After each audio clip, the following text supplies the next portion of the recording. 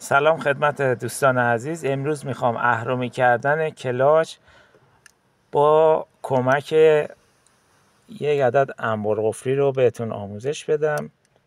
اصول کارم این هستش که پدال کلاچ دقیقا یه اهرمه. هرچی شما بتونید طول این اهرم رو بیشتر کنید، نیرویی که وارد میکنید کمتر میشه.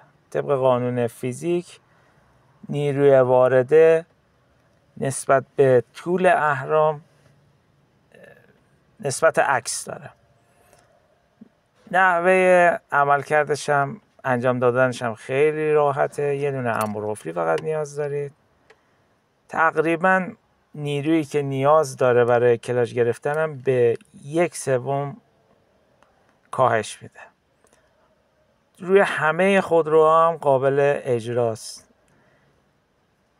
اگرم نخواستید از انبر قفلی استفاده کنید، میتونید با استفاده از یک ریل جعبه فیوز که حالت یو شکل داره یا قوطی 2 در 2 قوطی 4 در 2 با یک کمی خلاقیت و یه دونه دریل شارژی به جای انبر قفلی اون یو شکل حالا یا قوطی رو پیچ و موره کنید.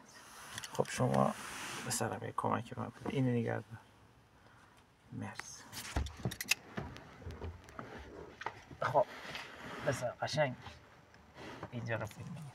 نحوه کارم خیلی راحته. حالا من یه پارچه رو دوره میخوام بپیچم به خاطر اینکه این دندونه های انبر قفلی خط نندازه پدالو. والا این پارچه هم نیاز نیست، کار خاصی هم انجام نمیده.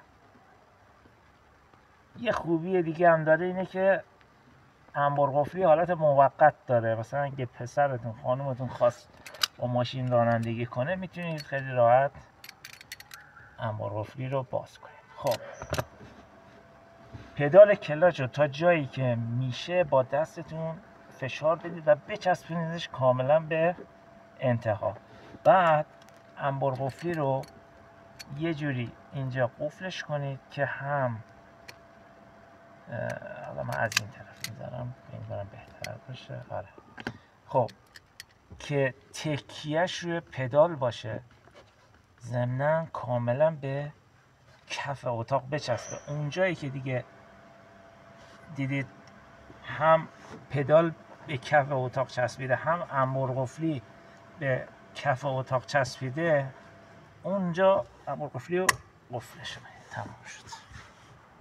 حالا همین پدال رو ببینید. من الان با فشار یه دونه انگشت دارم پدال کلاچ رو میگیرم. همون کلاچی که قبلا با دست خیلی به سختی میشد کلاچ گرفت یا پا رو زانو رو اذیت میکرد. مرسی.